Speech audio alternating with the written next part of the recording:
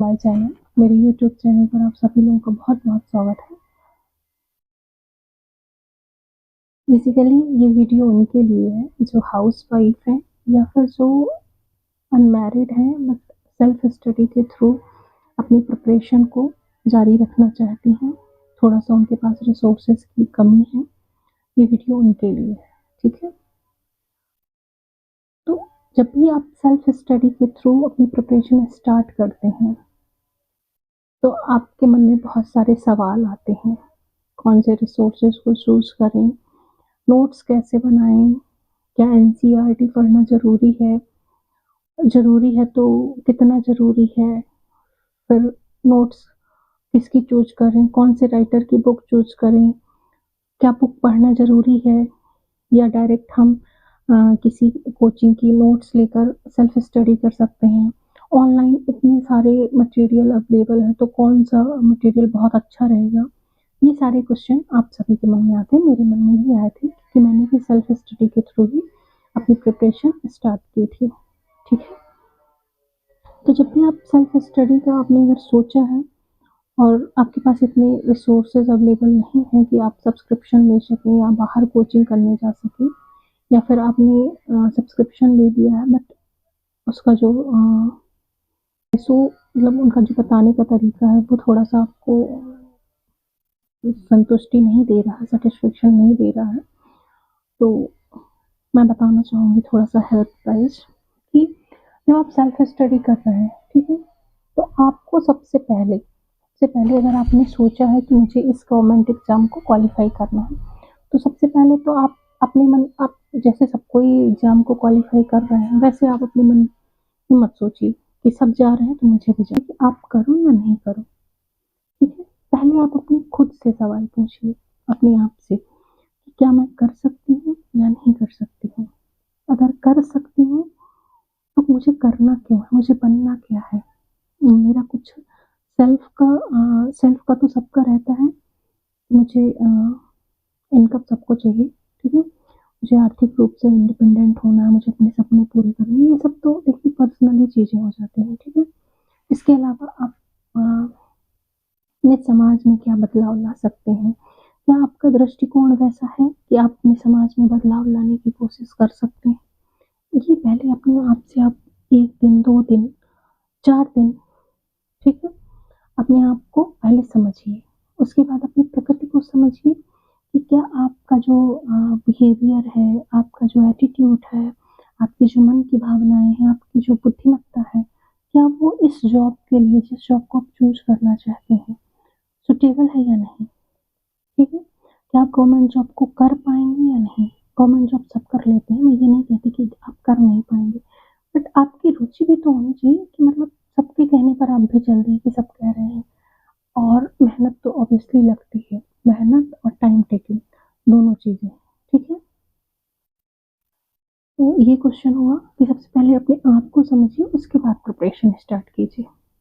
अब आपने मान लीजिए कि आपका आंसर एस में है कि आपको प्रिपरेशन करनी है इस गवर्नमेंट एग्ज़ाम की, ठीक है? तो आपको सबसे पहले क्या करना है, आपको बुक नहीं खरीद के ला लेनी है घर में, आपको घर में बुक खरीद कर नहीं लाना है, ठीक है? सबसे पहले आपको बुक नहीं लाना है, क्या करना है आपको सबसे पहले आपको सिलेबस उठाना है, सिलेबस के बाद क्या करना है आपको प्रीवियस ईयर क्वेश्चन पेपर उठाने हैं, ठीक है? सिलेबस एक बार में कभी भी समझ में नहीं आता है, ये फैक्ट है, आपको कोई नहीं बताएँगे, एक बार में सिलेबस नहीं समझ में आता है। सबसे पहले आपको सिलेबस को कई बार पढ़ना है, ठीक है? कई बार जब आप सिलेबस को पढ़ेंगे तो आपको समझ में आने लगेगा कि इसमें एग्ज़ैक्टली पूछ क्या रहा है, क्वेश्चन की डिमांड क्या हो सकती है कि फिर क्वेश्चन पेपर कैसा बनेगा, ठीक है? उसके बाद आपको क्या करना है, जो प्रीवियस ईयर आपने क्वेश्चन पेपर लाए हैं, उसको एक तरफ रखिए और एक तरफ आप अपना सिलेबस रखिए। पर्टिकुलर सिलेबस को देखिए कि इस टॉपिक से ये जो टॉपिक दिया हुआ है, इस टॉपिक से प्रीवियस ईयर में क्वेश्चन जो आए हैं, वो किस टाइप के आए हैं, क्या पूछा गया है उससे।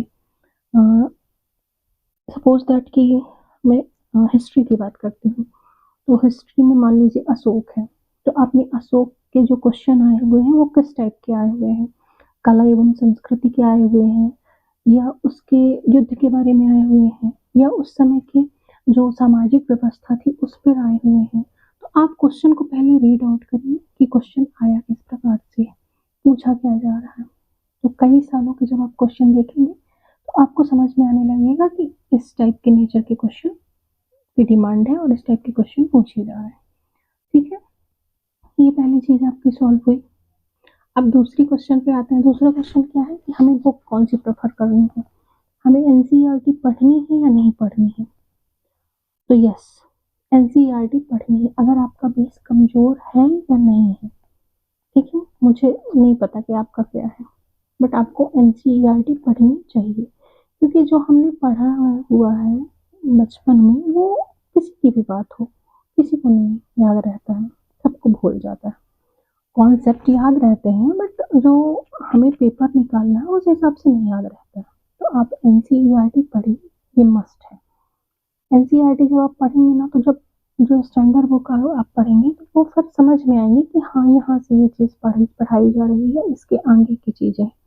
अगर आप एनसीईआरटी को स्किप कर देते हैं तो आपको वही जब आप स्टैंडर्ड बुक रीड आउट करेंगे तो आपको काफ़ी टाइम लग सकता है समझने में। ठीक है, आपने एनसीईआरटी पढ़ ली, फिर उसके बाद आप स्टैंडर्ड बुक में आइए।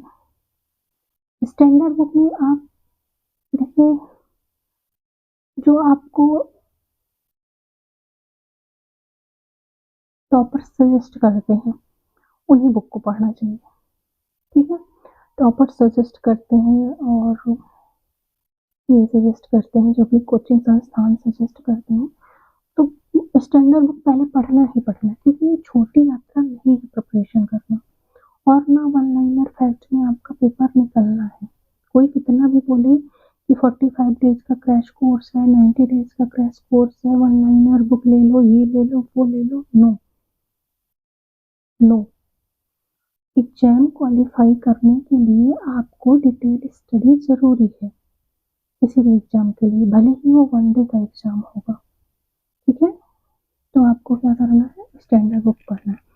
अब जब आपने स्टैंडर्ड बुक पढ़ ली उसके बाद फिर आपको क्या पढ़ना है, आप फिर किसी कोचिंग संस्थान के नोट्स ले सकते हैं क्योंकि नोट्स ऑलरेडी समराइज करके लिखी हुई होती है, तो फिर आप नोट्स प्रेफर कर सकते हैं। लेकिन उसके पहले आपको syllabus, previous year question paper, previous year question paper के साथ साथ क्या करना है आपको, एनसीईआरटी, एनसीईआरटी के साथ साथ फिर स्टैंडर्ड, उसके बाद आपको नोट्स आना है।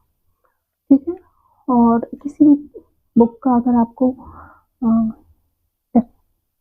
किसी भी बुक की लैंग्वेज वगैरह के बारे में अगर आपको जानना है, जो मैं यूज करती हूँ, जो मेरे पास व्यक्तिगत रूप से हैं, तो उनके बारे में अगर आपको जानना है तो आप पूछिएगा, मैं ज़रूर से आपको बता दूंगी। और किसी भी सब्जेक्ट की नोट्स मेकिंग कैसे करनी है, इन सारे क्वेश्चन को अगर आपको चाहिए आंसर तो एक बार कमेंट कर दीजिए तो मुझे आइडिया मिल जाएगा कि आपको किस टाइप की क्वेश्चन चाहिए।